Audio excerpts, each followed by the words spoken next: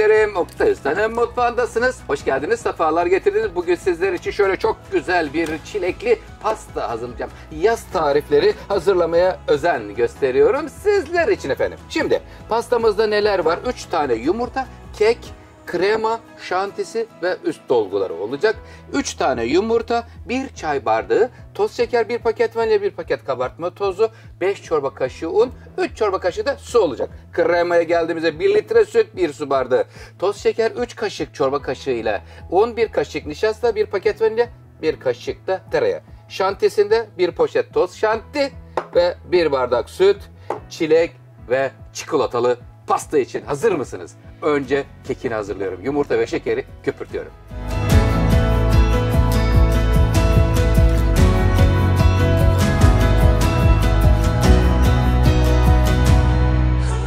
Sevgili seyircilerim, şimdi burada 3 dakika köpürttükten sonra 3 kaşık su veriyorum. Soğuk su. Soğuk suyu verdim. Hemen durduruyorum. Durur musun canım? Rica etsem. Dur lütfen. Tamam, durdu. Şimdi 3 dakika köpürttükten sonra 3 çorba kaşığı su verdik. Soğuk su. 5 çorba kaşığı un. 1 paket vanilya, 1 paket kabartma tozu. Şöyle hafiften aşağı alıyorum ve eliyoruz. Performansı garanti bir tariftir efendim. Yükselir ve aşağıya çökmeden hazırlayabileceğiniz güzel bir tarif olacak inşallah. Şimdi son bir kez daha birazcık un dökmüşüm, özür dilerim. Efendim birazcık da hemen bir karıştırıyorum. Yağlanmış efendim fırın, yani özür dilerim, pasta çemberinin içerisine alıyoruz efendim.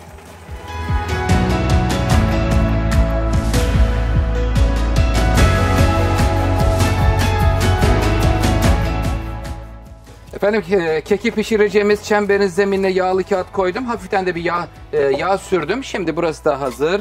Evet, şimdi sevgili seyircilerim hemen pastamızın kekinin kıvamını sizlerle paylaşıyorum. Gayet güzel.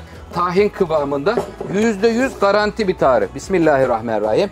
Yiyenlere şifa olsun. Sevgiyle hazırlanmış bir pasta olacak efendim. Hemen şöyle spatula yardımıyla alıyorum. Çemberimizin ölçüsü kaç santim şimdi? Hemen onu da paylaşacağım sizlerle. Ölçmedim ama genelde 26, 28 ve 24 olmak üzere sevgili seyircilerim 3 boyu oluyor. Daha küçükler de oluyor, büyükler de oluyor ama genelde daha çok kullanılardan bahsediyorum. 22, 24 santimlik efendim. Böyle uzattığım zaman 22 santim geliyordu. Şöyle 2 santim pay var. 24 santim çapında bir pasta çemberi kullanıyorum. Fırınımız 170 derecelik ısıtılmış fırın. Orta katın 1.6, turbofan kapalı pişiyor. Sizlerden ricam efendim 950 bini geçtik. 1 milyona çok az kaldı. Bayrama inşallah hep birlikte girelim. Lütfen rica ediyorum, herkes ailesinden bir kişi abone yaparsa 1 milyona ulaşmış olacağız. Çok teşekkür ediyorum. Allah razı olsun.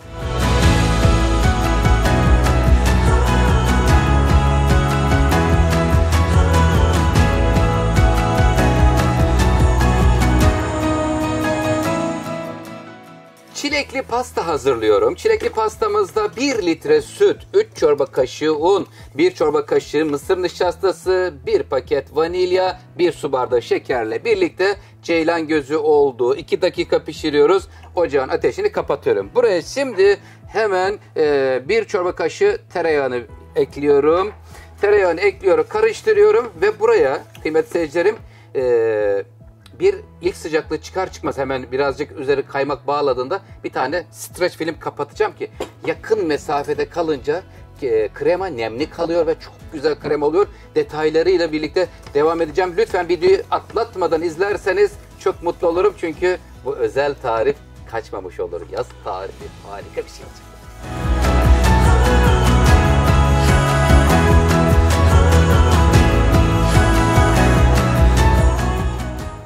Sevgili seyircilerim, saatime bakıyorum. Tam 25 dakika oldu. 15. dakikada 160 dereceye düşürdüm. Önce 170 dereceye vermiştim. Canım gelir misin? Sevgiyle geliyor. Ev yapımı pasta kekini görüyoruz kıymetli seyircilerim. Durur musun canım? Hemen şimdi buraya bir tane çöp şiş batırıyorum. Herhangi bir sıvı var mı? Yoktur efendim. Bu da tam istediğimiz gibi güzel bir ev yapımı kek hazırdır. Krema soğuyor. Şanti ve sütü köpürtüyorum. Sonra birleştirme anına geliyoruz ama hepsi soğuduktan sonra kek soğumuş, krema soğumuş olacak.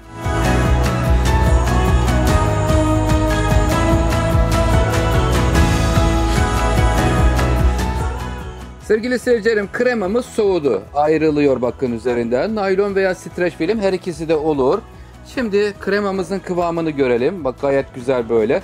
Burayı çalıştırmamız gerekiyor. Çalıştırdığımız zaman kremalar tam böyle kremsi yapıya kavuşuyor ve müthiş bir pasta kreması, pastacı kreması ortaya çıkıyor sevgili seyircilerim. Önce mikserle 2 tur kremayı çalıştırıyorum.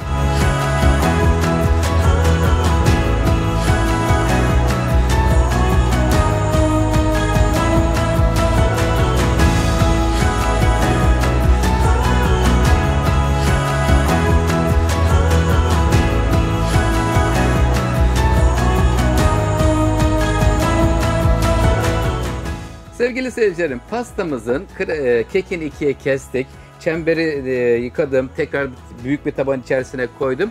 Yanlarına da kağıt koyduktan sonra çilekleri dizdim. Kremayı 2 sefer çalıştırdım. Şanti torbasına doldurdum.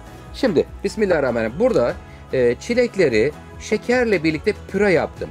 Böyle yoğun bir çilek aroması gelecek bizim pastamızdan.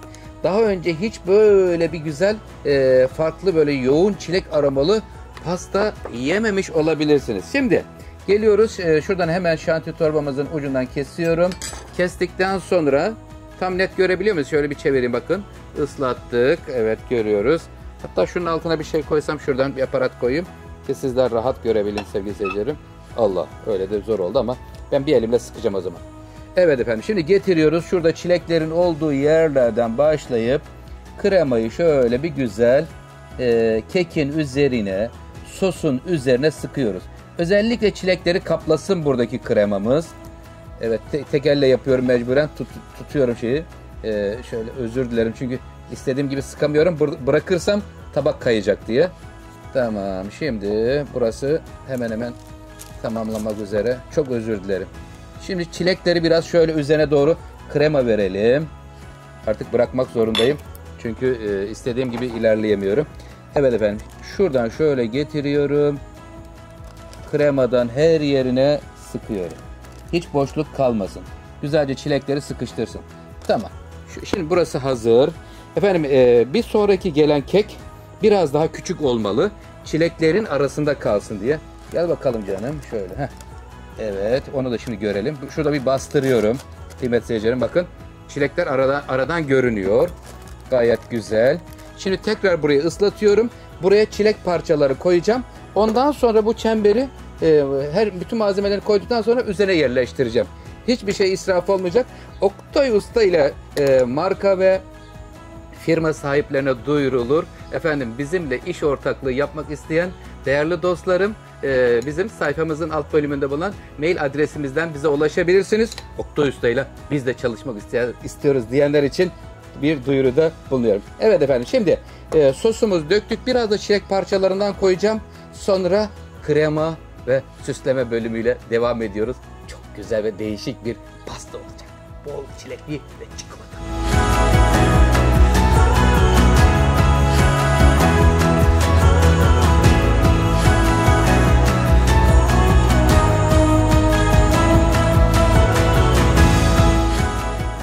Pastamız çok güzel oldu kıymetli seyircilerim.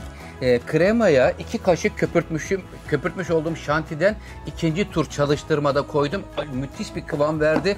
Çok güzel oldu. Şimdi bu pastayı 5 saat buzdolabında bekletiyoruz. Sonra süsleme bölümüne geçiyoruz.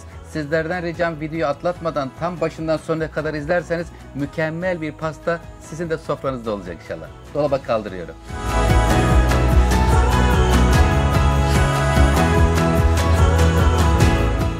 Sevgili seyircilerim, şu anda pastamız tamamlandı. Üzerine şanti sıktım. Gayet güzel oldu. Bakın görseli de. Çikolata parçaları, çilek parçaları. Allah ne verdiyse.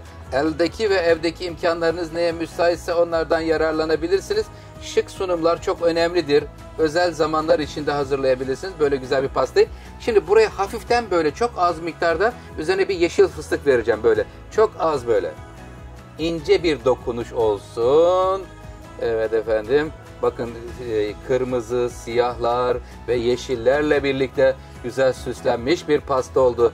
Pastamızı nasıl buldunuz sevgili seyircilerim? Her şey sizler için. Elimden geldiğince gece gündüz demeden ailenizin aşçısı Oktay Usta sizler için çalışıyor. Son final bölümünde artık çemberinden ayrılma anına gelmiş bulunuyoruz. Burası benim için çok heyecan verici. Canım neredesin? Kelepçesini açıyorum. Evet, kelepçeyi önce açtıktan sonra kelepçeyi çıkarıyorum sevgili seyircilerim. Bakın çileği görüyoruz. Oo, çok güzel duruyor. Efendim şöyle. Teşekkür ederim. Teşekkür ederim. Sevgili seyircilerim. Evet, heyecan verici bir andayız. Bismillahirrahmanirrahim. Evet efendim. Kenarına koymuş olduğumuz yağlı kağıt çemberinden ayrılırken motiflerin düzgünce kalmasına yardımcı oluyor kıymetli seyircilerim. Evet, sizler için bir güzel pasta tarifini daha tamamlamış bulunuyorum. Sizlerin istediği tariflere yer vermeye özen gösteriyorum. Yorumlarınızı okuyorum. Sizler ne istiyorsanız ben onu hazırlıyorum. Sizleri çok seviyorum. Sofralarınız bereketli olsun. Kanalıma abone olup destek olup bana yardımcı oluyorsunuz. Çok teşekkür ederim. Sağlıklı kalın, hoşça kalın. Allah'a ısmarladık.